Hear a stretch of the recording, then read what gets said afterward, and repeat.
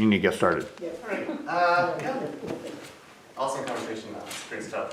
Before we get started today, the very first story, Jesus calms the storm. Easily my favorite Bible story, hands down. I love it. It is so cool. And here's one of the reasons. Before we get started today, before we dive into actually discussing it and peeling it apart, it really helps to have kind of like a basis. So where LifeLight is coming from, it's kind of a different sort of way of doing theology than I come from. Two different ways of just approaching the same topic. So I'm going to kind of give you a crash course on how we do Christology. Christology, basically the study of Christ. There are two ways that we can talk about Christ, talk about Jesus. We can talk about him from above. It's called Christology from above. And this is starting from a place of knowledge about who Jesus is. Jesus is God's Son. Jesus is 100% divine. Jesus has all the attributes of God. Jesus died and rose from the dead, and he sits at the right hand of God. And so I think about Jesus, all those true things about God, I then apply to the stories I read about Jesus. So can Jesus walk on water? Of course he can. He's God, right? Can Jesus feed 5,000 people? Duh. I mean, it's no problem, right? Can Jesus die and rise again? Well, of course. I mean, what do you expect? He's God. So that's kind of the perspective that we come to scriptures with. Is that a wrong way of doing things? Absolutely not. It's true. All right? We have these privileged information about who Jesus is, and we read the text with that sort of those glasses on. Now, the authors wrote Mark wrote Mark, and the Gospels were written with a different sort of perspective. They wrote it from the perspective that they themselves came to realize. They didn't see Jesus as God first. They saw Jesus as Mary and Joseph's kid, the carpenter from Nazareth. That was who he was first and foremost. They ate with him, they slept with him, they saw him be a human in every single way possible. But then they also started to see him doing some really strange things. He started talking in a way that was with authority that no one else before had talked with. He started saying that he actually can forgive sins. Who can forgive sins? Only God. But this guy's doing it. That's weird. And then he starts healing people. Who can heal people? God. That's right. Then he starts doing some really strange things with nature. Who can control the forces of nature? The Creator. God. But this guy is doing all these things. This man, Jesus, is doing all these things. So where's the light bulb? It just blows their mind. It can't be. It just can't be. Put yourselves in their situation. This guy, he's doing all the things that God is. Therefore, he must be God. Just blows our mind, all right? So when we read the Gospel of Mark, we're starting with Jesus as a man, a boy, Joseph and Mary's kid, brother to James, John, and whoever else. And we walk along with the reader. Put yourselves in the context. Imagine you're hearing the Gospel for the first time. You're reading these things. Wow, Jesus is doing some really strange things. This guy is not normal. And he dies. And he rises again. Oh my gosh, it's God. Yeah. Well, that's the point. Yes. He rose again. Exactly. And the false messiahs that came ahead of him talked a lot. Oh yeah, they talked a big game. But died and rose. Right. Yeah. And what's really cool about Mark's gospel is that Jesus keeps doing these things. I mean, his deity is so thoroughly expressed in Mark's gospel. Mm-hmm. So, light bulb, I don't know if, I don't know that Mark's gospel is arranged so that we say, what a bunch of dolts. I don't think that's the purpose of Mark's gospel. I think we should be more generous to the disciples and say, you know what, Mark is crafting his gospel for readers after Jesus' ascension. And so for the readers after Jesus' ascension, it's not so much, why didn't the light bulb go on for the disciples? It's have the light switch flip on for the readers now. Mm-hmm. And so Jesus keeps doing these things and doing these things and doing these things. And then in chapter 8, the Pharisees demand a sign. Okay, they're a bunch of dolts. Well, maybe it was different Pharisees.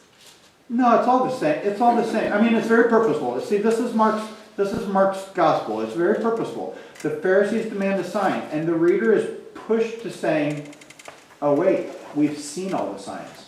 And then Peter has to, because then Peter confesses, "You are the Christ, the Son of the living God." And there we say, light bulb. And then Jesus foretells his death and resurrection. And then the transfiguration, which is the ultimate in deity of Christ. God, how he wants to, in his full glory and power, right? Boom. God. And so I think it's just crafted. It's crafted like this, very purposefully. No, We aren't, I don't think we're supposed to look at the disciples and go, what a bunch of dunderheads. How did they not get it? I was referring to. Well, anybody, The right? rest of the people. But I don't think that's the point of Mark's No, gospel. I think Mark's gospel is crafted so that the readers post-ascension say, oh, God. Oh, God.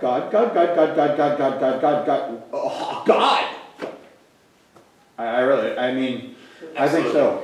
That's the point of Mark's gospel, that Jesus, this man, is God in the flesh. What does this mean for us? That's his point. And quite frankly, none of us would do any better than the disciples if we were in their position. We have grown up with the assumption that it's normal for God to become a man. It's just normal. In their position, no. Mm-mm. So they could see again and again and again Jesus doing God things. But they can't believe it. It just literally blows their mind. They come to glimpses of it. We'll see one today. They come to realizations all throughout Mark's gospel, but it still doesn't hit home till Thomas puts his fingers inside. That's when it all comes together there. Right? So that's the assumption that we're working with. Mark's gospel is written so that the reader knows that Jesus is God. That's the purpose. So that will color how we read our stories today, all right? Any questions on that? Awesome. That's called doing Christology from below, by the way. We're starting from Jesus as man, and we're building our Christology based on the things that he does, the things that he says, and we're coming to the full conclusion that this guy is God. It reaches the same conclusion as doing Christology from above, having all these assumptions about who God is and what it means to be Jesus, but we're just coming at it from two different perspectives. And again, Mark does that spectacularly because he doesn't have an angel announce that you're giving birth to the Son of God or anything. Mark just has a man walk onto the scene and get baptized. He's a man. He's a man and he walks on the scene and gets baptized. I mean, it's totally, right? Luke starts with, Son of God, right? Matthew starts with, Son of God, Messiah. John starts with God, right? Mark is the one who starts with man. So let me tell you about a story about a guy I knew. Just a guy. This guy came and got baptized, and then he did some crazy stuff. He died, rose again. By the way, he's God. That's the impression that we get, and that'll color how we read the entire story. Mark is just awesome, brilliant. The first text that you should go to when you're proclaiming Jesus to someone who doesn't know. If someone asks you, what book of the Bible should I read? I don't know a whole lot about Jesus. Mark, hands down, Mark. That's what he's written for. Right? So then why do we gravitate towards John? Because John is just so cool. John is you can't pick and choose. John is just a theological powerhouse. So John is what you read after you read Mark, after you come to the faith, after you know us, and it is written and reflected that way. John wrote this gospel last, after the other apostles were dead. And he's writing to kind of further and bolster up the faith that was already there. Yeah, John has tremendous theology in his that the other gospel writers don't have. Right. Mark is just simple. Like you said, let me tell you about a guy. Oh, he's more than a guy. And you're going to get that story after story after story after story. He's more than a guy. God. And so it's very simple. very simple, just put forward. There isn't a tremendous amount of theology in Mark. No. It just, The it's just not. theology is the incarnation. Yep. And that's the point he's making. And he does it brilliantly. God on the cross, at the end. I mean, the theology is, at the end, God on the cross, Yep. salvation of the world. He who believes and is baptized will be saved. Right? That's Mark's main theological focus. Whereas John's just all about all kinds of theology, Holy Spirit theology and prayer theology and God's presence. It's interesting and, to note that John doesn't use a single parable of Jesus. He always talks about Jesus teaching the disciples. And remember last week we had that really uncomfortable conclusion that Jesus told parables so that people don't realize, don't understand. Only in privately did he explain the parables. So John is skipping the parabolic step and going right to explaining everything that he said. He's laying it all out. Pastor, would you close the doors? Yeah. All right, so last week we finished up with him talking about all the parables of the mustard seed, lamp under basket, sower, all that kind of good stuff. And now we have chapter 4:35. On that day when evening had come, he said to them, "Let us go across to the other side of the lake." And leaving the crowd, they took him with him in the boat, just as he was. And other boats were with him. And a great windstorm arose, and the waves were breaking into the boat, so the boat was already filling with water. But he was in the stern, asleep on the cushion. And they woke him and said to him, "Teacher, do you not care that we are perishing?" And he woke and rebuked the wind and said to the sea, "Peace, be still." And the wind ceased, and there was a great calm. He said to them, "Why are you so afraid? Have you still no faith?" They were filled with great fear and said to one another, "Who then is this, that even the wind and the sea obey him?" Doesn't get better than that. Pastor, are you doing chapel today? Yeah, I'm going in a minute. All right. We're going to wait and answer question 1 in a little bit, all right? So let's put our bookmark in question 1. We'll come back to that. Question 2. Reread Mark 1:16 through 19. What line of work had several of Jesus' disciples pursued before he called them to join him? Fishermen, right. You're a fisherman. How does this show the intensity of the crisis in chapter 4:35 through 41? Because they would have already had that experience Yeah. of having storms on the Sea of Galilee. Mm-hmm. This one must have been beyond any they'd That's what I ever wondered. experienced. Yeah, and that's what I figured, this must have been something that was really big Absolutely time. right. Yeah, but they weren't so out of it, because otherwise, why would they have woke him up and said, "Hey, how come you're not helping us?" Mm-hmm. So, at some point, that's what I'm saying, they knew that he could help. Right, Okay, we'll get to that in otherwise just a they second. wouldn't- Yeah, we'll get to that in just a second. All right, so yeah, they're fishermen. They know how to man a boat. They know how to get to the other side of the lake. They know how to manage a rough sea. And so the very fact that they're terrified, 13 or 12 men of the water, or mostly men of the water, some of them are man lovers, they can't manage a boat. They're terrified. So it just shows the crisis that they're in. And what's really striking, what's Jesus doing when the waves are coming over, the boat is sinking, there's a windstorm, it's just howling. Sleeping. Just sleep on a cushion. Good grief. If there was any question about Jesus' divinity before this point, this pretty much nails it, right? How can a man sleep during a storm like this? Well, he's God. It's just hilarious. When you're reading, where's Jesus during all this? He's asleep. He's tired. He had a long day of teaching, right? That's what you do after a long day. All right, question 3. What quality of Jesus were the disciples questioning in verse 38? Verse 38 again, he was in the stern, asleep on the cushion. And they woke him and said to him, "Teacher, do you not care that we are perishing?" What quality?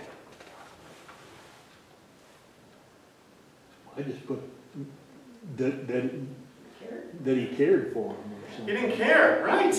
Yeah. He shows apathy and kind of just a distance. He doesn't really care what they're going through. He doesn't really have the time of day for it. He's tired. He's asleep. Why do you think the disciples will come up? Now, there are two ways that we can answer this question. We can answer this question by thinking about Jesus from above. We can answer this question by thinking about Jesus from below. So what do you guys think is the answer about thinking about Jesus from above? Why did they wake him up? Well, because they've seen him do these miracles, and Right. he was really tired. These crowds had been just inundating him. Right. And that's why they got into the boat. That's why Jesus said, let's get over here to the other side. Yeah. Okay? Yeah. And because, the Sea of Galilee is a big deal. Oh yeah. And so I always wonder if he went over there to where he did the Beatitudes, But yeah, so that's what I'm saying. They knew that that he had the power Sure. to do something. He's shown that he's capable of doing something. Yes. Exactly right. But this guy who's capable of doing something is asleep in the boat. Right. Now, what do you think that something was that they were looking for? From above or below? From below. Let's do from below now. So from above would be they're looking to Jesus as a miracle worker, wanting him to do something. That would be the privileged position in now. From From below. below would Yeah. be from the human standpoint? Yes. Okay, I would go on like an extra hand to bail the boat. That's exactly right, Carolyn. Exactly right. They're bending over backwards trying to bail out the boat so they don't sink. And they have dead weight in the back, sleeping. Jesus, wake up. Vicar and I favor that. Yep. Why do we favor that? Instead of from above, that Jesus can do a miracle. I think there's a real key reason. That they're not waking him as a miracle worker. Your wife's coming in. He has not shown any power over nature up to this point. No. None.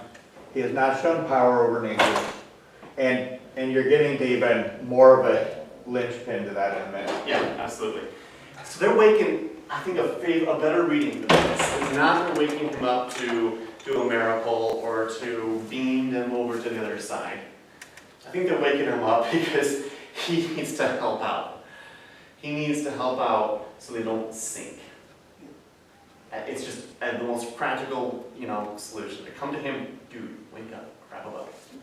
Well, or the sails, or the Or rudder. the sails, or the rudder, yeah. What Yeah. could a carpenter do? I don't Bringing know. this stuff into whatever. Exactly. Just Sometimes don't you have time sleep, to for crying out loud. Just don't sleep. Or is it kind of like you would wake a captain of a ship up saying, look what's going on out here right now? That's a good point. Yeah, so their leader is asleep. They're manning the boat.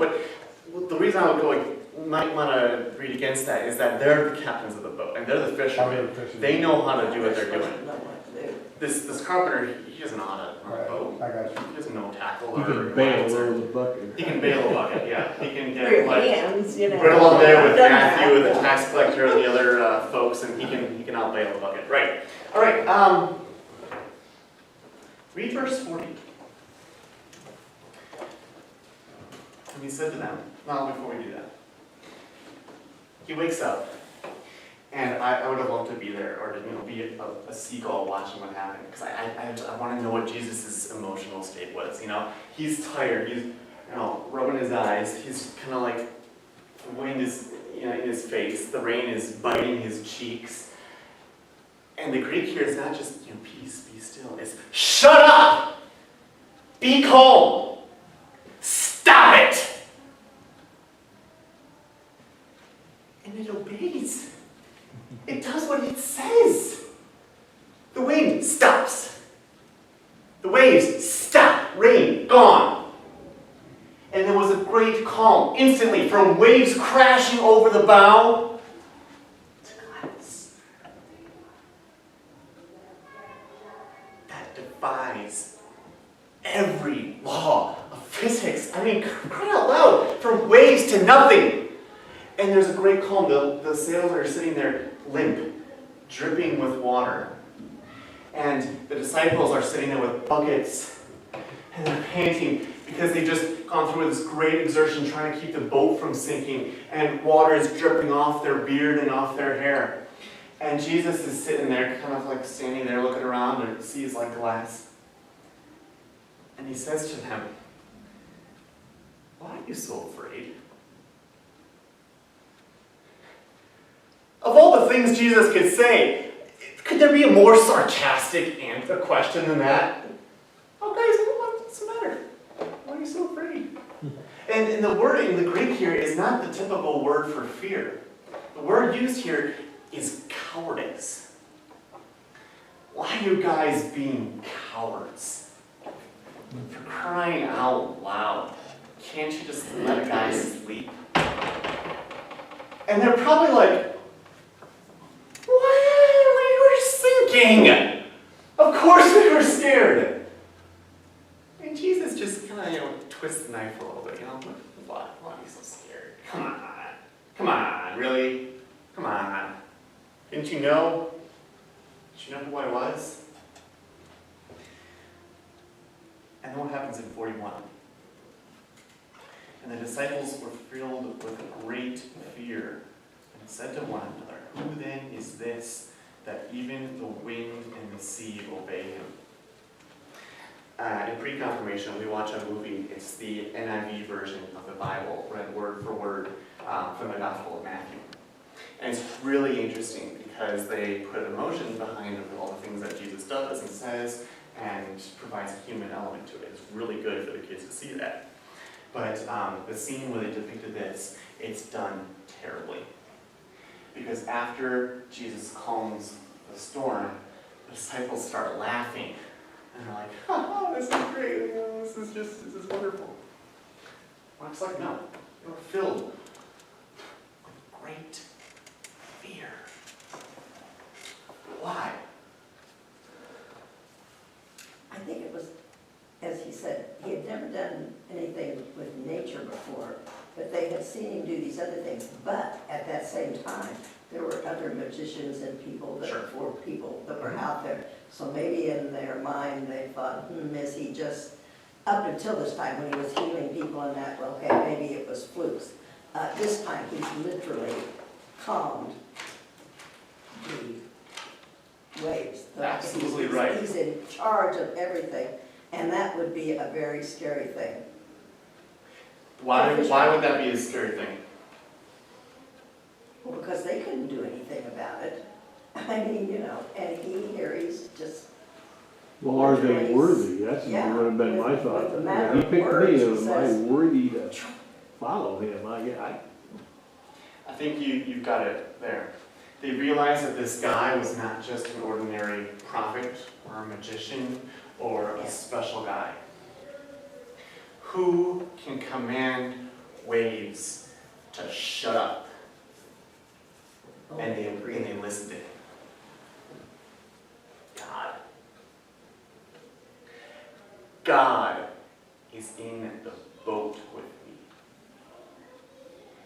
God is 10 feet away and I can't get away from him. What happens when a human sees God in the Old Testament? He dies. Dead. Dead. And yet I'm staring at this guy who's still yawning because he just woke up from his nap. And he has to be God. He has to be. There's no other choice. They're terrified.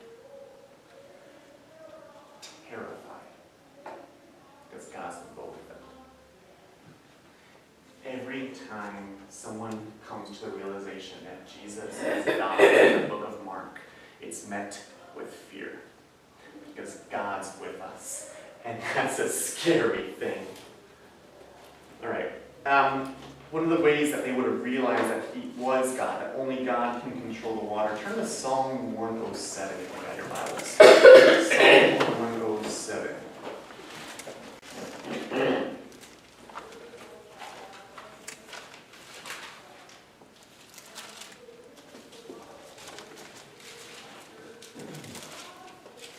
So I'm going to start reading at verse 23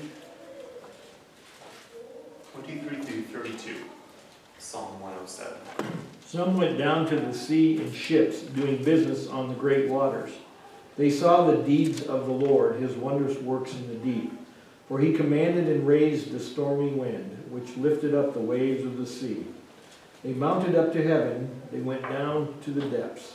Their courage melted away in their evil plight. They reeled and staggered like drunken men and were at their wits' end. Then they cried to the Lord in their trouble, and he delivered them from their distress.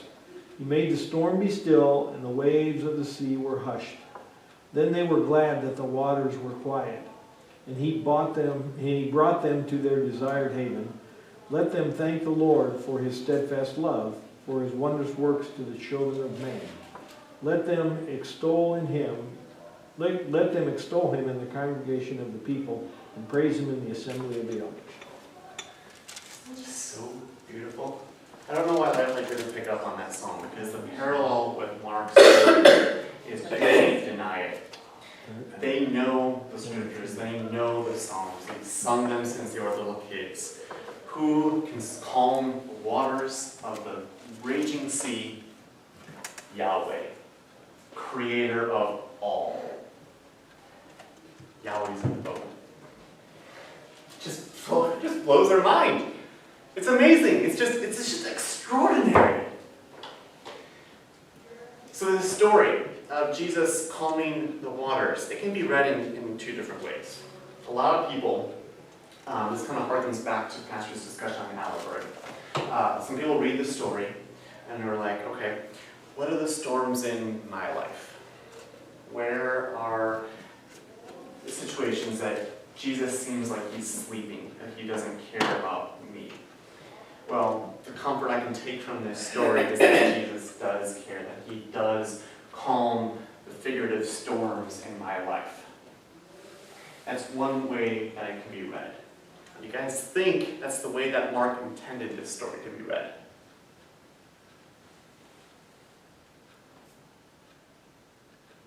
I would say, Mark, no, Yeah. but I think that is a lesson that we can take from it. That's a good point, Carolyn. Mark, no, that's not the primary purpose. What's the primary purpose of this, the reason that Mark wrote this story down? What was he trying to get, what was his point? Adding power over nature to his repertoire. Jesus is God. Creator. Creator. Creator. This story is about Jesus, about who he is. That's what this story is about. Now, can a lesson be learned from this, that Jesus does care for us, that he is in our boat with us, that he does calm the storms in our lives? Yes. But that's not the primary purpose of this. So if I were to preach this text, or if Pastor were to preach this text, it wouldn't be a sermon about storms in our lives. It would be about who Jesus is revealed to be and what that means for our lives. Because this guy, Jesus, he died. That means God died. And there's nothing more significant than that. So it's just kind of a different emphasis. So do we read the Bible trying to, how does this apply to my life? What are some situations that, oh, Jesus calmed the storm here, that means I can glean that he calmed the storms of my life too. It's not the primary way that we read Scripture. We read Scripture and we receive what it has to say. We receive what Mark is doing. So question number one there. What caused the disciples to become fearful in verses 37 to 38? The great windstorm. The great windstorm, exactly right. And then the second question, have you ever been in a comparable situation? Yeah. Yeah. Hurricane Aniki, 1992 on the island of Oahu. That would be it. That would be quite something. There's no place to run. Yeah, on an island like that, absolutely. I bet. That's great. But what do you guys think? What fear does Mark highlight in this story? The cowardice, No, Or- they really felt they were going to die. the fear of God. And Fear of death. Fear of death as a result of. Drowning. I guess the fear that Mark highlights. Or that maybe in that this God could, because if he was really God, and going in the Old Testament, you mentioned earlier that people around died just by looking at him. I think that's the fear that Mark highlights. Not the fear of the disciples for fear of Johnny, but the fear of the disciples because God's in the boat with them. And I'm staring into God's eyes. How am I not dead? I think that's the fear that Mark is highlighting here. That's the point of this story. That God is showing himself to be not one who comes before his people and brings death.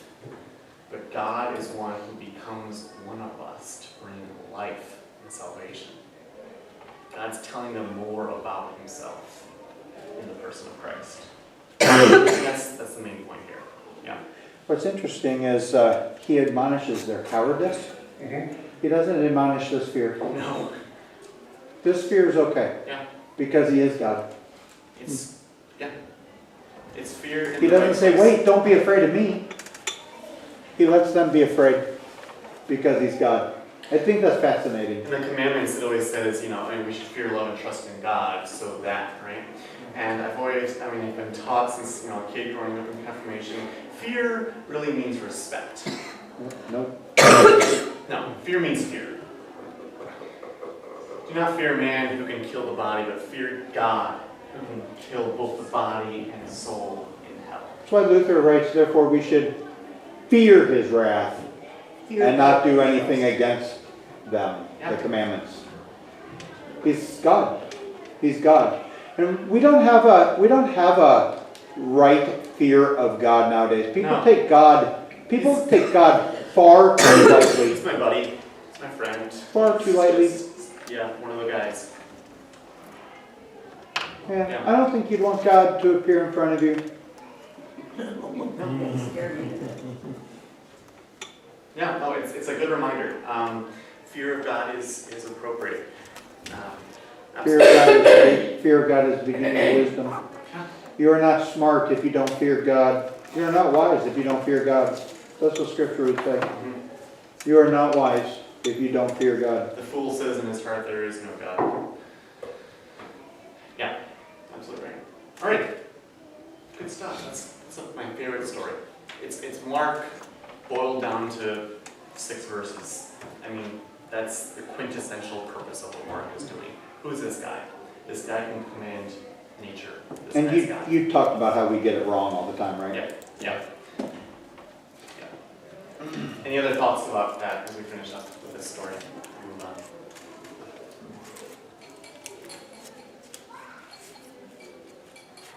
Awesome. Great. Day 2. What would the... Wait, let's read... Let's someone read chapter 5, 1 through 14. Okay. They came to the other side of the sea, to the country of the Gerasenes. Thank you. And when Jesus had stepped out of the boat, I'm reading it wrong. But when Jesus stepped out of the boat immediately, there met him out of the tombs a man with an unclean spirit. He lived among the tombs, and no one could bind him anymore, not even with a chain. For he had often been bound with shackles and chains, but he wrenched the chains apart, and he broke the shackles in pieces. No one had the strength to subdue him. Night and day among the tombs and on the mountains, he was always crying out and cutting himself with stones. And when he saw Jesus from afar, he ran and fell down before him. And crying out with a loud voice, he says, "What have you to do with me, Jesus, Son of the Most High? I adjure you by God, do not torment me." For he was saying to him, "Come out of this man, you unclean spirit." And Jesus asked him, "What is your name?" He replied, "My name is Legion, for there were many. For we are many." And he begged him earnestly not to send them out of the country. Now a great herd of pigs was feeding there on the hillside, and they begged him, saying, "Send us to the pigs, let us enter them." So he gave them permission, and the unclean spirits came out and entered the pigs, and the herd, numbering about 2,000, rushed down the steep bank into the sea and drowned in the sea. To 14. Okay, the herdsmen fled and told it in the city and in the country, and people came to see what it was that had happened. All right, thank you. So why would the Gerasene people try to put in chains the man with the unclean spirit? He was pretty loud and vocal. It's crazy. Yeah. Well, he was crazy. Well, He he's was a danger to himself and to them. He So- was strong. He was Yeah. hurting himself. He was hurting them. So yeah, that's chain him up. Absolutely. Kind of a simple answer there. That's great. What reaction could normally be anticipated towards someone who is able to restore a member of the community who could not successfully be kept in chains? That's a really interesting question. What reaction could normally be anticipated toward someone, i.e. Jesus, who is able to restore a member of the community who could not successfully be kept in chains? He would have been seen as a hero. I didn't read somewhere. Subdue him. Okay, yeah, I can see that. He'd be seen as a hero, someone who could subdue him, return to the community. Now, what's another unanswer? I put fear, awe, and wonder about who he is. I think that's a little bit more accurate.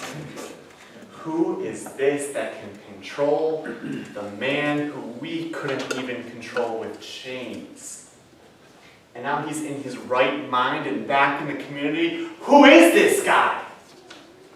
Fear, wonder, awe. They're terrified.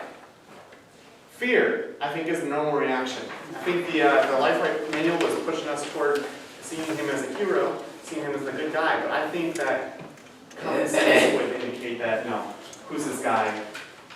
Look out. He's got power. All right, verse 15. Verse 15, yeah, Okay. definitely. Yeah, but, LifeLight takes that question in a different Gotcha. direction too. Who would seem to do the speaking to the demons in verses 7 through 12? The man, is that Yeah, I wasn't really sure what the answer, or why that question was Some of these asked. questions were a little more. Yeah, I was going through this, and I was like, more in days 4 and 5. yeah, it didn't take too long to get through these questions. Who seemed to be the speaking to the demons? Well, the guy. I mean, when a demon possesses a man, the demon is speaking, but not just out of nothing. The demon is speaking through the person. That's what it means to be possessed, or speaking through the person. The man was doing the speaking, the demons were talking through the man.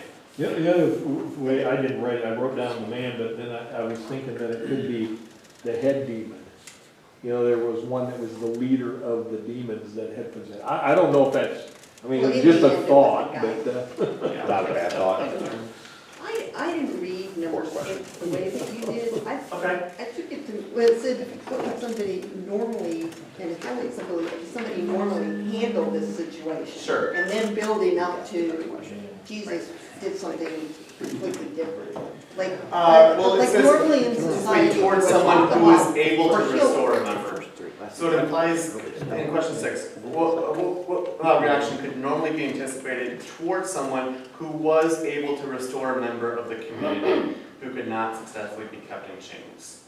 So I think the question is asking, how would you normally treat someone who is able Put to them in restore jail, someone? and maybe that would take care of it. Fear, yeah, I don't know, something like that. Yeah.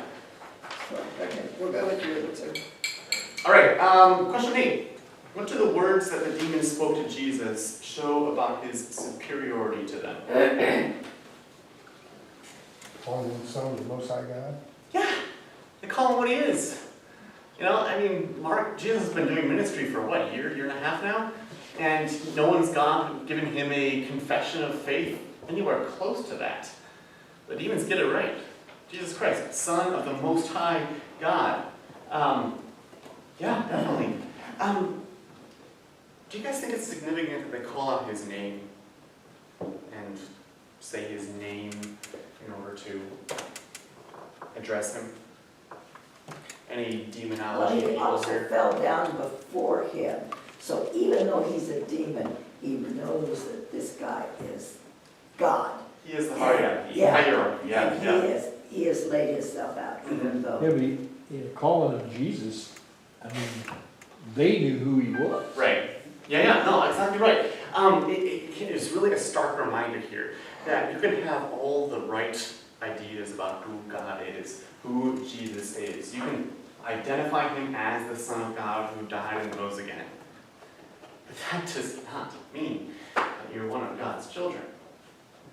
Reminded of Matthew 7:14, not all who cry out to me, Lord, Lord, will enter the kingdom of heaven. Not all who know me will enter into the kingdom of heaven, because faith, trust, is not cognitive knowledge. It's not knowing true things about who God is. It's not knowing that he is the Son of God, he's Jesus, he's a man who died and rose again. It's not knowing those things.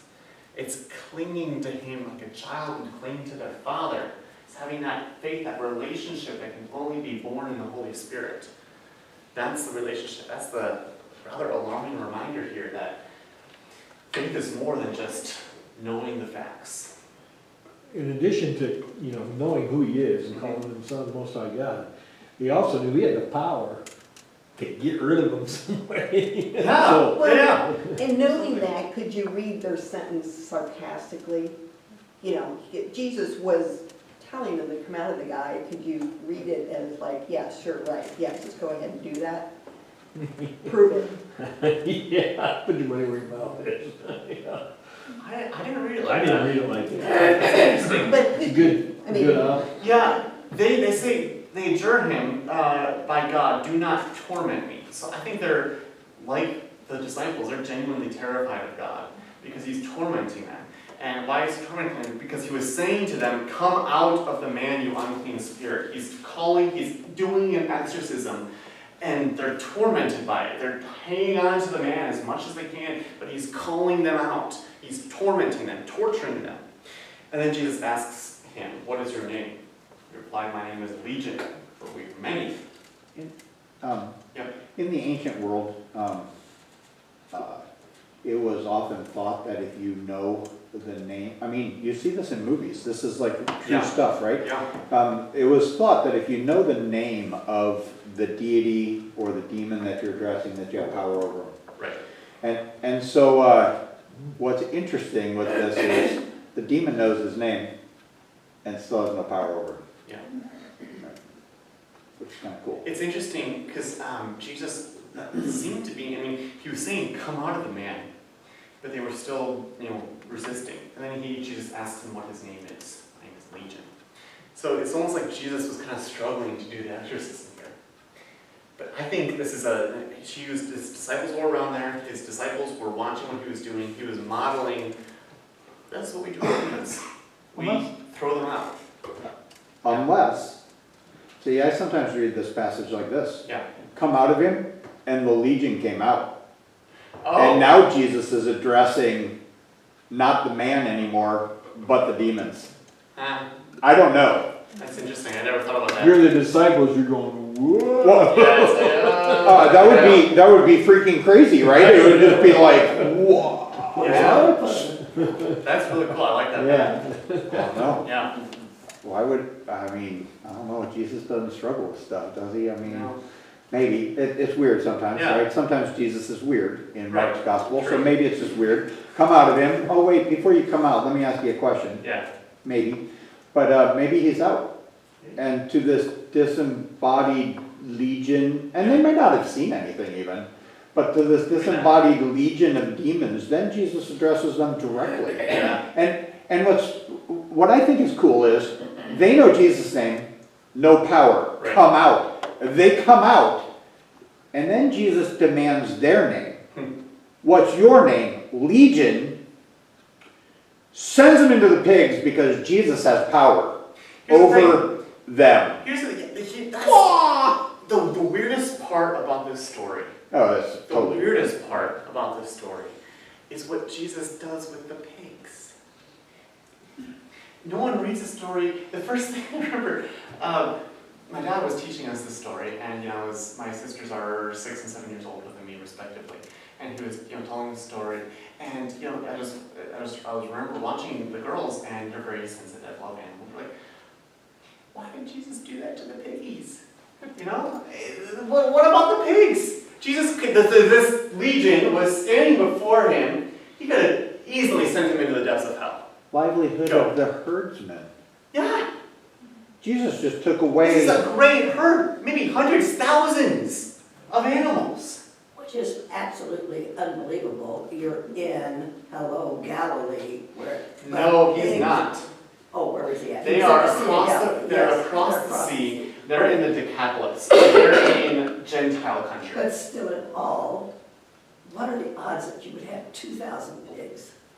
I mean, That was Pretty good there. That's, Pretty good there. Yeah. that's a Pretty good there. very big. Yeah. Now, some scholars surmise that they're actually Jewish herdsmen Right. who are breaking the law by having unclean animals. And that And so Jesus brings judgment not on just on the demons, but on yeah. the herdsmen, and that softens the blow.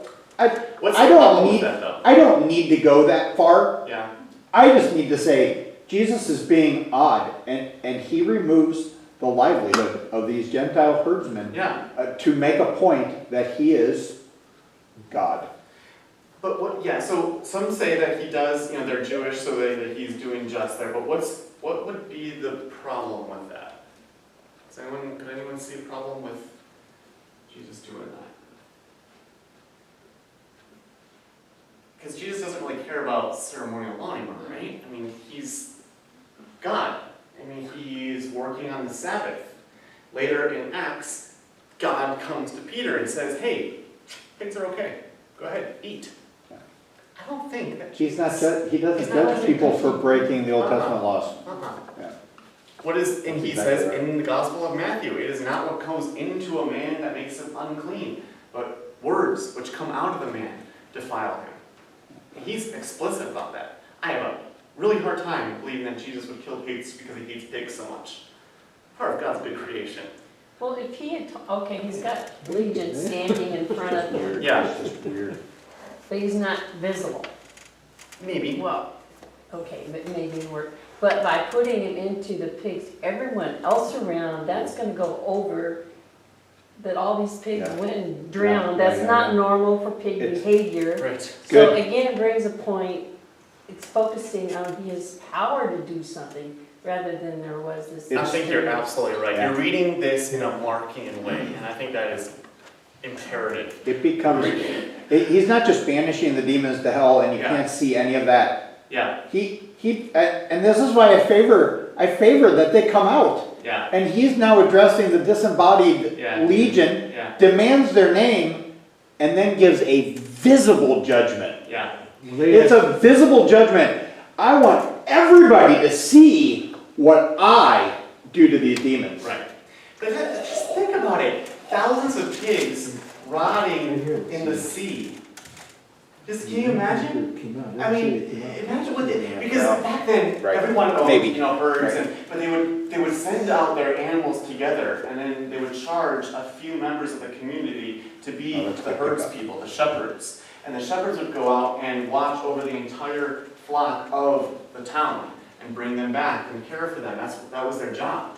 And so Jesus is taking away not only the livelihood of these herdsmen, but basically wiping out everything that this town had as far as livestock goes, or as pigs go. It's a really weird thing.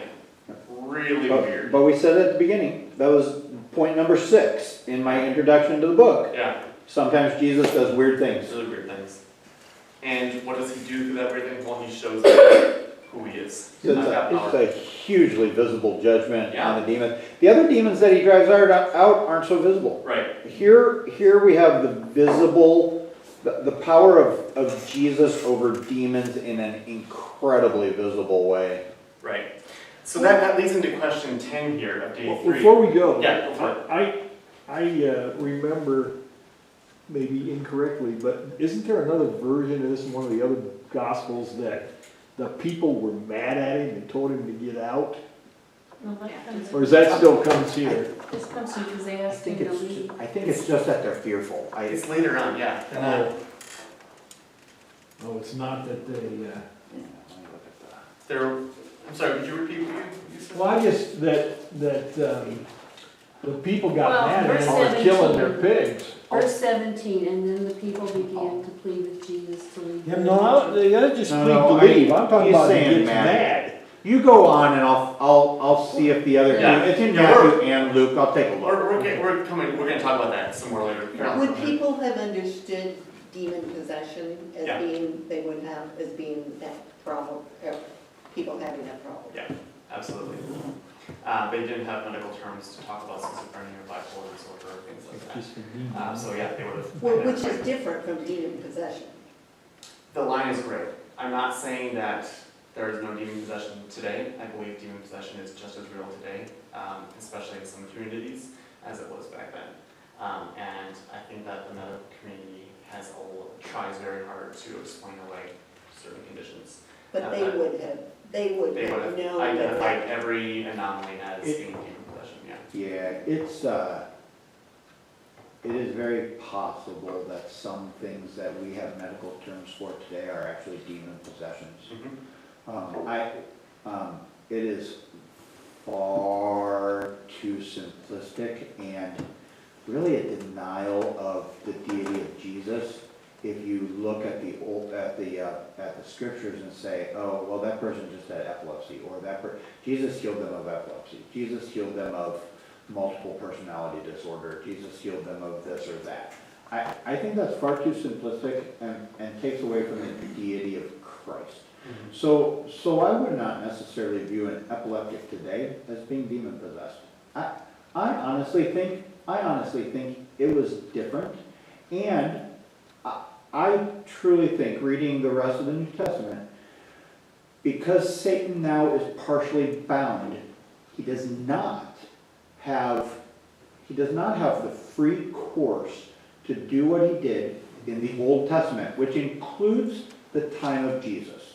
With Jesus' death and resurrection, Satan is bound, and he does not do nearly as much evil on the face of the earth as he did during the time of Jesus and before. And for that reason, I think demon possession is probably far less and far more rare today. Not that it doesn't happen, but far more rare. I mean, we have some evidence of it in the book of Acts, for instance. There is some. But I just can't help but think it's far more rare today than it was. Yeah. Not that it doesn't still happen. So I would never make the knee-jerk reaction to say, oh, well, epileptics and split personality and schizophrenia and all of these are the demon possession that Jesus healed. No. Yeah, I don't think so. Some of them, maybe. quite possibly. Quite possibly. I wonder sometimes, the one that I wonder about is multiple personality disorder. Yeah. Just like, I wonder sometimes. But, boy, you look at these medical conditions that people have, and they don't do what demon-possessed people did in Jesus' day. Yeah. I haven't seen somebody break iron chains because they're demon-possessed. I don't know if there's ever been a case of that in modern day, but I don't see that. I don't see the things that they do today. What's really interesting Right, to know. and so I can't make that parallel. I just don't think we can make that parallel with medical conditions, because the medical conditions do not present in the way that Jesus drove out demons. Yeah.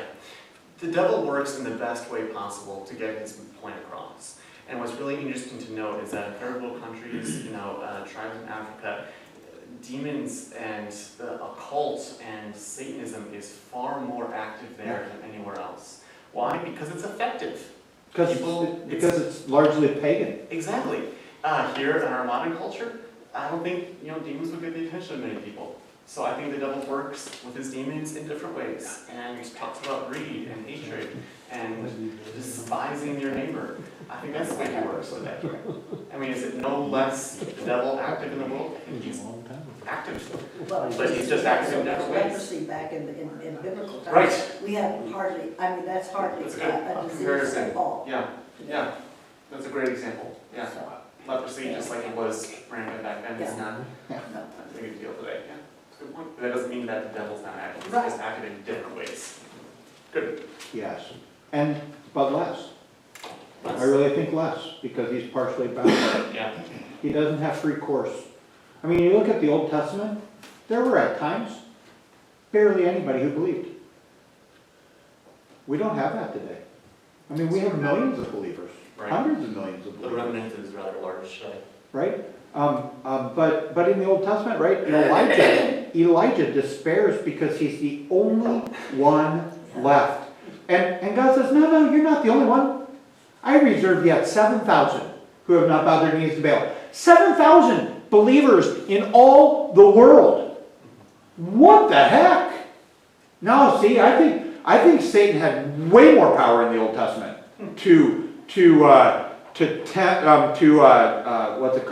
deceive the nations. Yeah. Way more power. And I think we'll see that near the end. Satan will be loosed, and it will be like the Old Testament, and he will have way more power to deceive the nations. It's what Revelation says. Yeah. I really think that's the picture. He does not have as much power today, and we should rejoice in that. Yeah. Rejoice in that. He's been bound by Christ's Use death and the time we resurrection. have, yeah. And use the time that we have for the sake of the gospel, and not worrying about our political structure, Yeah. but worry about the gospel. Yeah. Question 10 on day 3 reflects that, that kind of what Pastor was saying, that tendency to kind of write off what Jesus did as actually a reasonable, common sense thing for him to do as a Jew, to kill the pigs. So I don't think reading back into Leviticus 11, talking about the uncleanliness of pigs, has anything to do with Matthew's or Mark's story here. I just don't. I think that's trying to explain away Jesus and making him understandable and making his actions reasonable and palatable to our sensibilities. And we're not really saying anything against the authors of these LifeLight studies. No, it's just different ways to read it. Right, Yeah. there are different ways to read it. I personally think we're right, but because it carries more purpose. Yeah. With how Galt we're says it too, interpreting, and Dr. Galt says it too. So Last nail in the coffin there. All right, read verse 15. So that kind of gets to what we were talking about earlier. And they came to Jesus and saw the demon-possessed man, the one who had had a legion, sitting there, just fear, clothed and in his right mind. just fear. And they were afraid. What emotion did the people feel? Fear. Right. What do you think produced that particular emotion? Well, he had done something that nobody else had been able to do.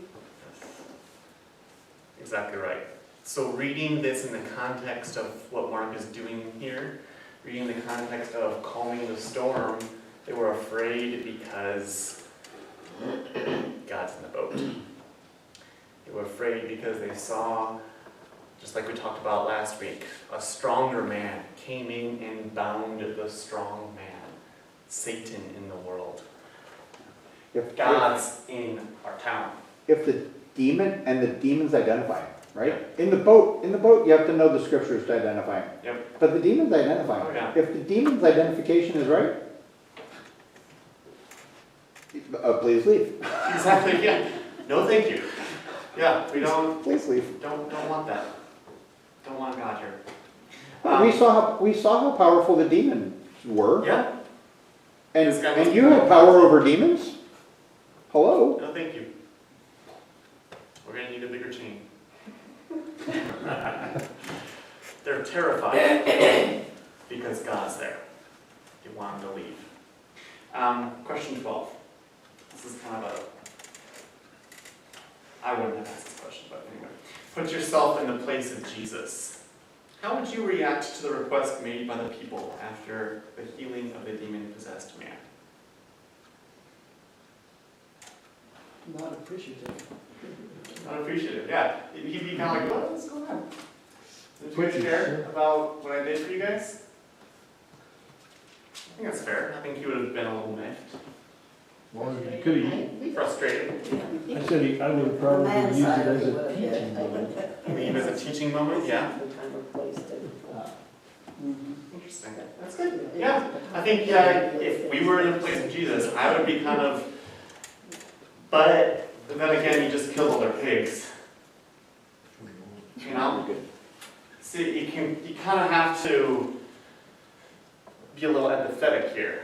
You can kind of understand why they might want this guy who's stronger than Satan, who just killed their livelihood. You can kind of understand why you might not want him hanging around. don't you think? Isn't that fair? Mhm. I think so. Verse 13. In view of the request of the people, what might have caused Jesus to give the healed man an instruction different than the one he gave to the leper in Mark 1:44? What was the instruction he gave the leper? That's the teaching moment. What's the instruction he gave the leper? Didn't you say go to the priest and not tell him? Yeah. Go to the priest, offer sacrifices, Yeah, right. keep your mouth shut. Yeah. What's he tell the demon-possessed man who is now in his right mind? Go talk! Go tell everyone what happened. Go home, tell your friends. Leave out the part about the pigs. No, I'm just kidding. Go tell everyone what I did for you. Don't follow me. Stay here. Why do you think his response may have been different?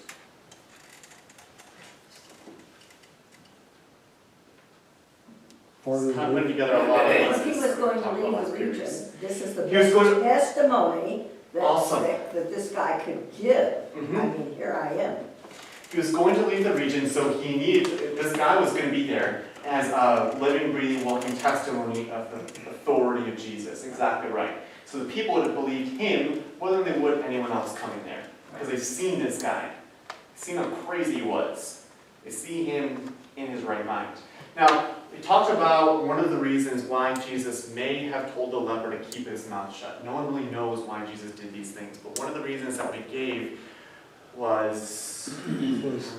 His time had not yet come, and so Yes. he's too close to. He's too close to the situation. He doesn't want everyone mobbing him, trying to make him an earthly ruler to tear out, to drive out the Romans.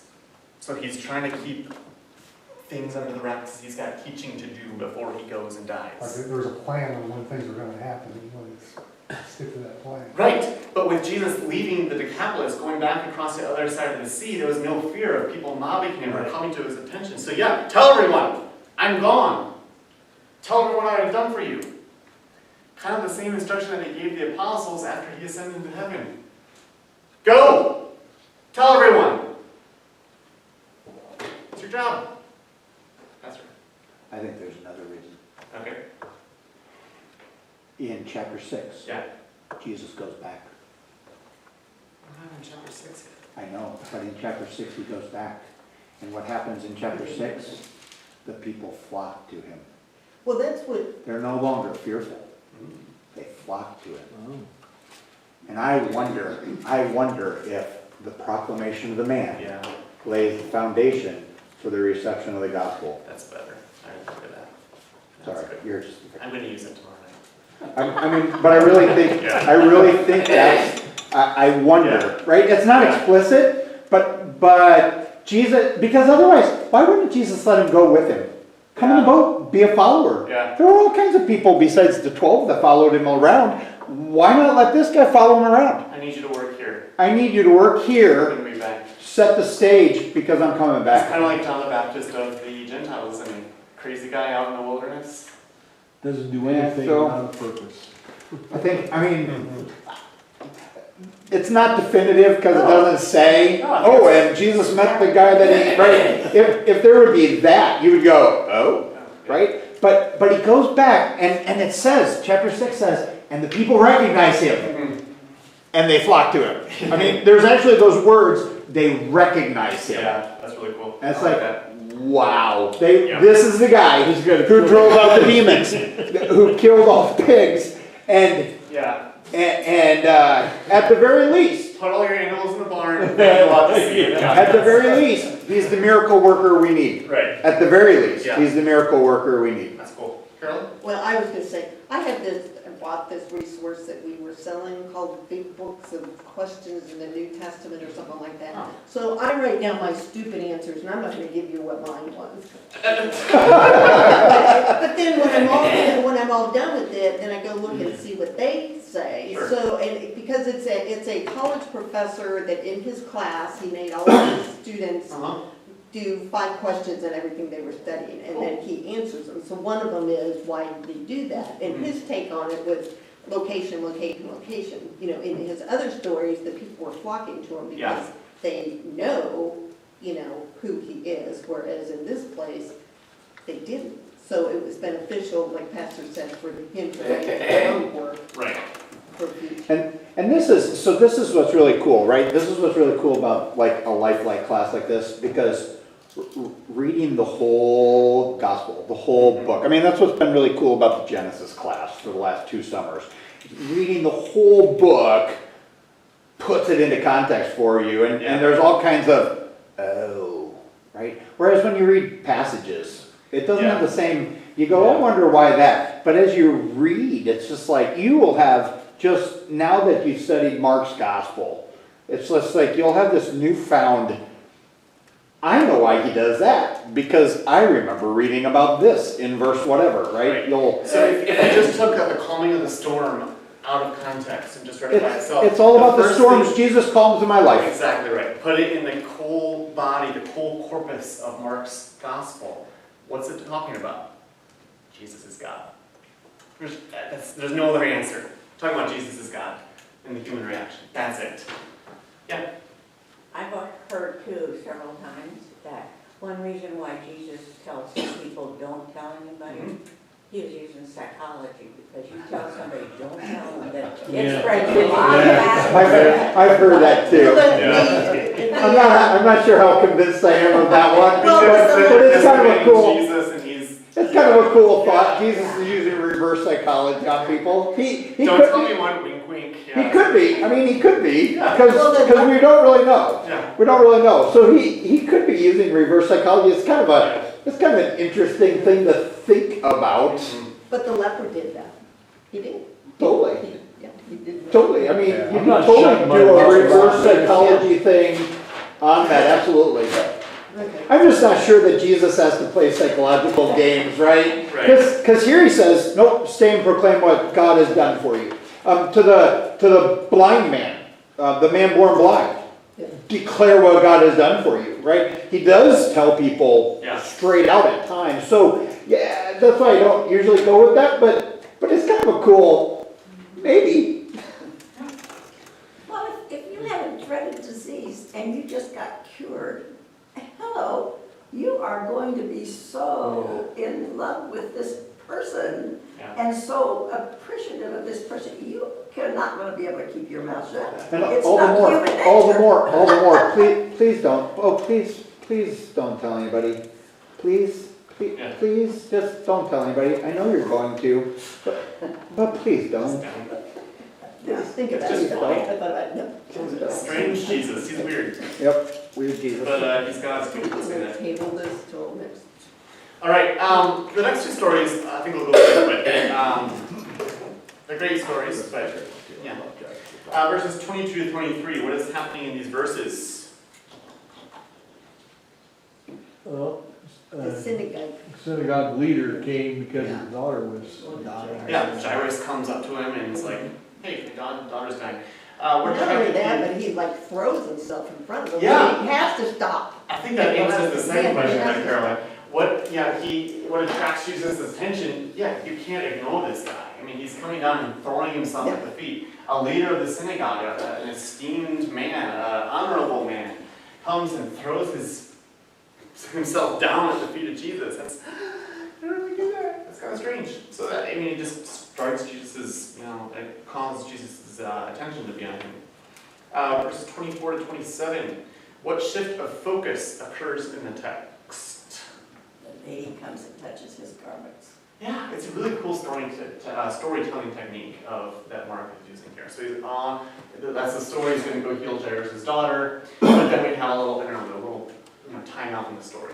And a woman comes who's been bleeding for how many years? 12. 12 years. Why is that important? Well, I wrote down, She's in the menopause. let me answer this time, but because Jesus offered her what many other people couldn't. That's a great answer. I was really hoping no one would say 12 tribes of Israel or something like that, because that's irrelevant. 12 is just a big number. She's been suffering from A long time. menstrual bleeding for a long time, and she's been suffering at the hands of doctors for a long time. Bleeding makes her unclean. She's been outside the community for a long time, and Jesus makes it right.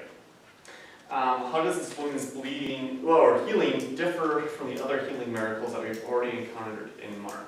What's different about it? She touched Jesus instead of the other way around. Yeah, so she goes out and she touches Jesus instead of letting Jesus touch her. Not Very even interesting. him. That's His robe. Yeah. It's wrong. Huh? His robe. 2 miracles, 2 women. The daughter's 12 years old, Is that, and the That's woman kinda has been bleeding for 12 years.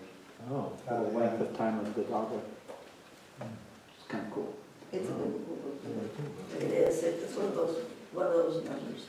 that means the world is going to end 3 weeks and 2 days from now. Yeah. So look Oh, for the that's number not 12. neat Isn't that kind of cool though? Yeah. Because he makes a point at the end of the story to say, and she was 12 years old. Yeah. Wow. Can you imagine Mark 3 something? I will say I Oh, I know. that's so cool. yeah, that's neat. Yeah, so what's different about this? She touches Jesus, not the other way around. I mean, she touches the fringes of his garment. And what heals her? Her faith. Her faith. Jesus isn't, walking around with a magic orb or aura. Well, but I don't know, it says that he felt the power go out of him. But he was in a large crowd, surrounded by people, Exactly. bustling. People would have been touching him all over the place. Yes, Not but he being still knew healed. something that happened. knew That's something why that he happened stopped. because He wanted to know, he- okay, who did it? Right. Here's how we have the interaction between Jesus' humanity and Jesus' divinity. As divine, did Jesus know that the woman was going to touch him? And then the woman was going to be healed? Yes? Yes. Because Jesus is God. He knows everything. But as a man, he might not know who exactly touched him in the crowd. And that's an awesome teaching moment, isn't it? Who touched me? Calling her to reveal herself. Come forward. Lay at his feet. Acknowledge him who gave her life, new life, as a member of the community. Can you imagine Jairus though? Yeah. Oh my gosh. Who cares who touched you? Yeah. You were coming with me. Yeah. It's just hilarious. The disciples would probably be like, Clear- Jesus, clear- I touched you. Clear the way. Yeah. There's way too many people touching you. Mhm. This is impeding our journey. What the heck? And now you're stopping? Yeah. Yeah, Jesus doesn't really care about Jairus' daughter a whole lot, or mainly Jairus' timing. Yeah. Jairus wanted Jesus there now, because his daughter was dying. Jesus, I don't need to be there now. I'll be there eventually, don't worry about it. I got it. Great. It's just. That's a really nice, I like that comment. That's a great Yeah, comment. It's about timing. It's all about Jesus' timing, and we had this discussion, we were struggling with this last week about revealing the truth of the parables. Jesus doesn't care about timing. We want the answers now. Jesus is playing the long game. I got it back. Then things will realize some things after that. Patience. And he really does the same thing here Yeah, as he does with Lazarus.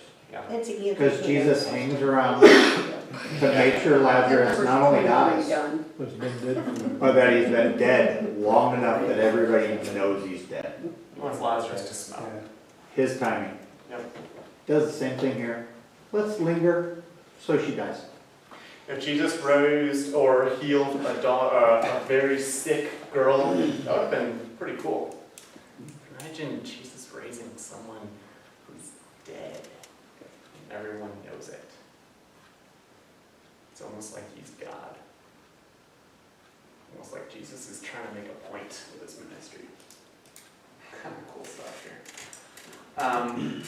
18. What qualities Jesus saved brought about the healing for the woman? Now we talk about this. Faith, right? Yeah, because her faith is what made her well. Okay. Day 5, question 19. Jesus had been interrupted in his attention to Jairus' daughter. What was the interruption? Oh. the woman. Yeah, I'm not sure. We just talked about that in day 4, so I'm not sure what the question is about.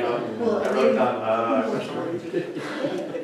It's one of those, Yeah, it's like, we just talked about it, all day 4, you know? every Bible study, Yeah. every Bible study has a couple of duh questions. Yeah. Well, there was like 3. So Number one was that everybody feels accomplished, right? Is That's, that what it is? I didn't even write it. I really do, I really think that that's correct. It's, So who got question 18 right?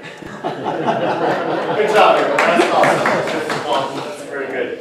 Gold stars for everyone. So I have accomplished. you'll feel really bad if somebody didn't. I know. So, yeah. upper Be a bound. smart aleck, and Marcus in here doesn't have it right, you know? I do. 3 times did you have it right? That's it. All right, question 20. Another question. Do you always remember to finish up things when you are distracted by an interruption? So what? No, I mean, no. Not anymore. Jesus remembered. What does this tell us about him? God. I don't even think that. I don't even think that. Think about the context. The Bible study is trying to tell us that Jesus remembering about Jairus' daughter is telling them that he's God, because only God can remember that. Think about the context. Jairus is pulling his hand the entire time. He was not going to let Jesus forget. The entire group got up from eating to go to Jairus' house. It's not like, oh, well, why was I on the street? Where was I going? surrounded by people? I wouldn't be surprised if the disciples were sitting there going, what are you stopping? Yeah, What are you stopping for? There's all kinds of people touching you. We're supposed to be going to Jairus' house. right.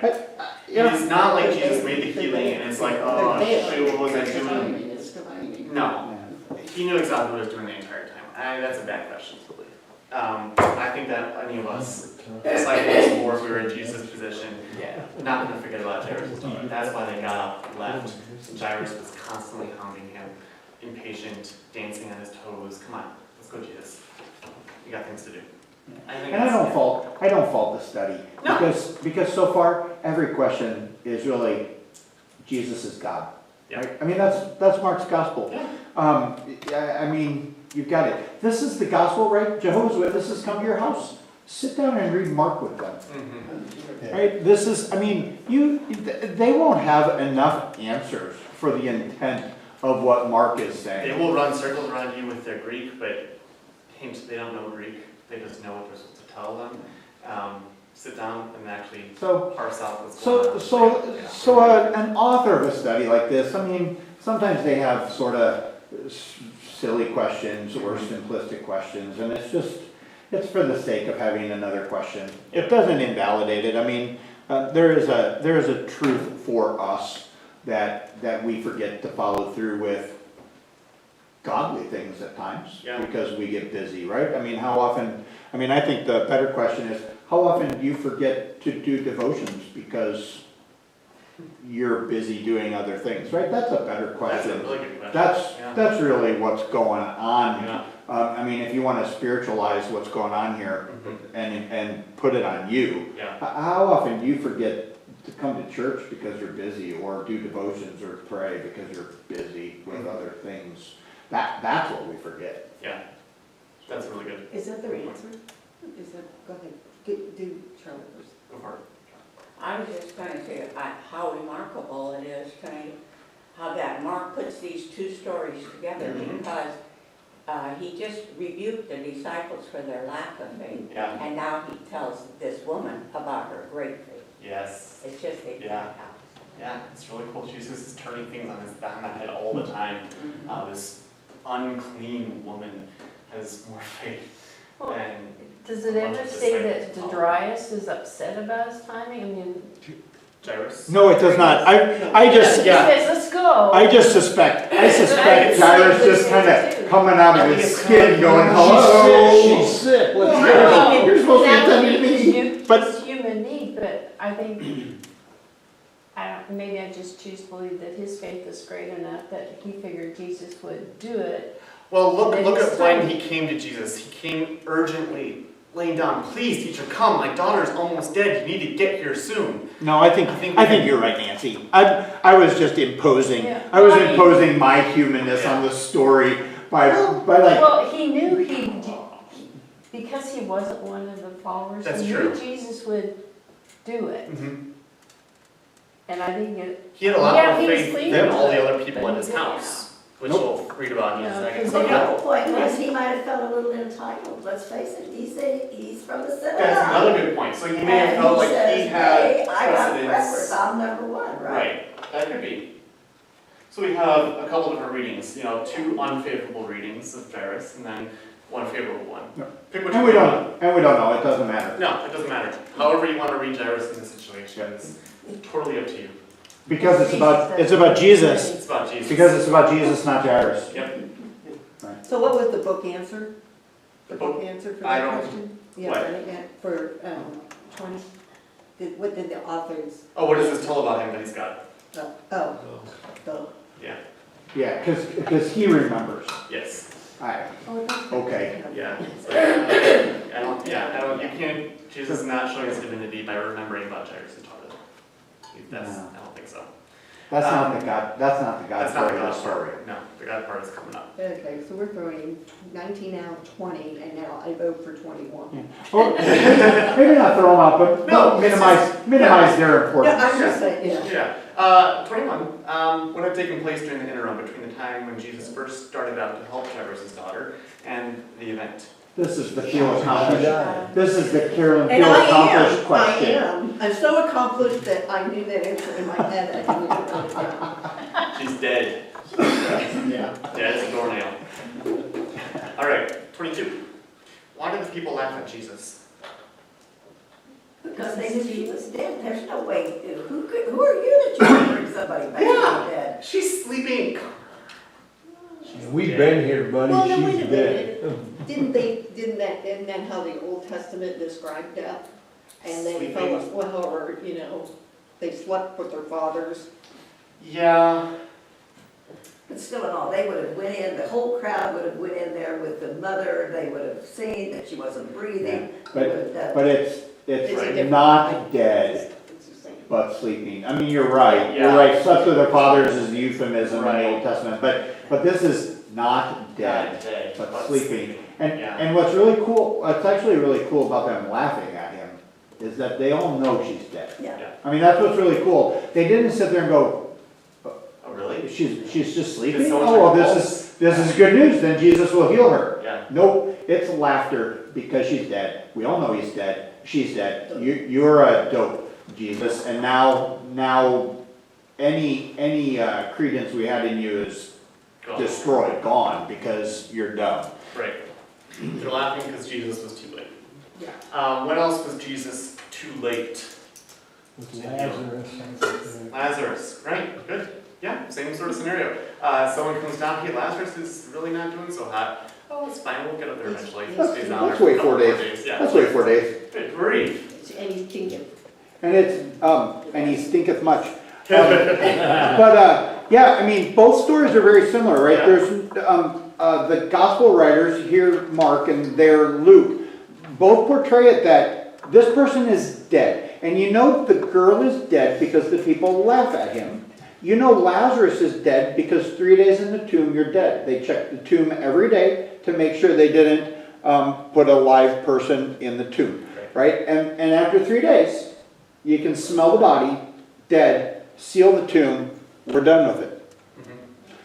Right? So both stories are really cool because The there's death no getting needs to be around established. that he's dead. Yeah. The other one that Jesus heals is the funeral procession Yeah. of the widow of Nain. Yeah.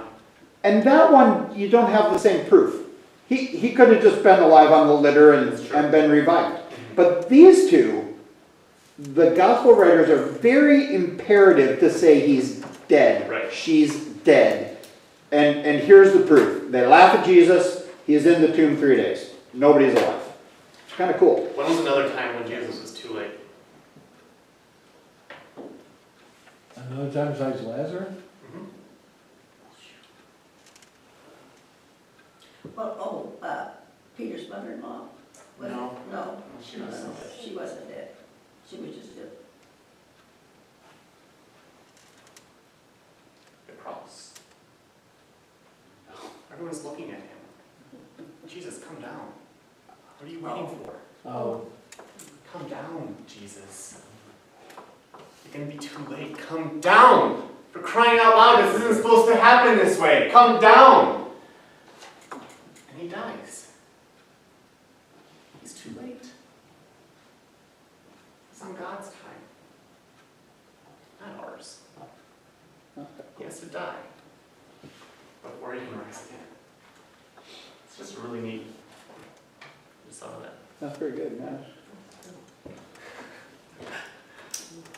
It's, yeah, what you were saying. Maybe even more so, God's too late. Death needs to be established, yeah, God's too late. yeah, Right? God couldn't stop us. right.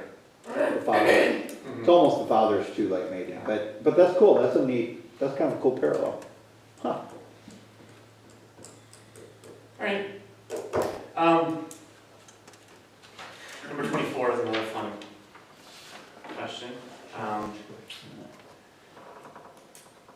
Not only are these miracles of Jesus striking, but also is his timing in performing them.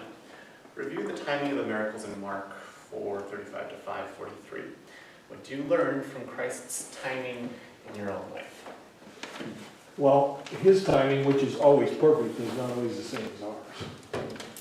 Okay, that nails it.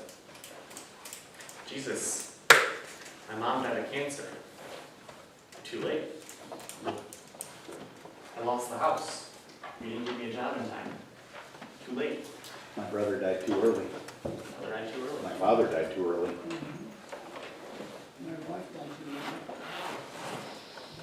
God's timing is not our time. But what do we Yeah. what's the Lee's undergirding? wife died too early, right? His ways are not our ways. Either his thoughts or our thoughts from the epistle this weekend.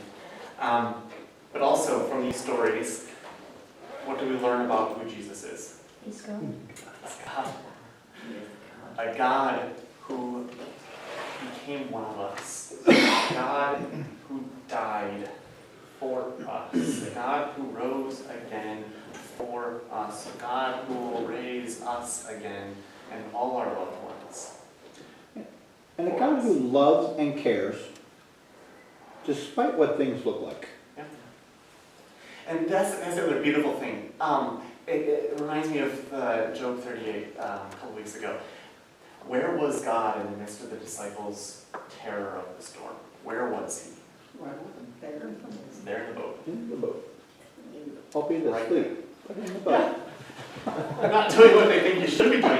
He was there. But doing what God Doing what knew he should be doing. Yeah. And so God was asleep in the boat because it's okay. Despite what things look like, God is faithful and loving and caring. Regardless of a wife dying too early, or a husband dying too early, or a child dying too early, or the sickness that I have, or the tragedy that strikes, or the hurricane, or the tornado, or the flood that takes away everything I have. God is still loving and caring and providing, and nothing is won by Satan, a mighty fortress. Verse 4. That's all. Awesome. Any final thoughts? Alright, let's pray. Holy Father, you are our God. Help us to live in that reality every day. Help us to live with the comfort that you are with us, even though it doesn't seem like it. Help us to be content with your timing and trust always in the promise of your Son, the Son who came, the Son who died and rose again, the Son who will come again. Let us live this day and every day with that reality, always telling others about you, about your gifts that you have to give. All these things we ask in the name of your Son, our Lord and Savior, Jesus Christ. Amen. Well done, Vicar. Good week, gang. It's a good class.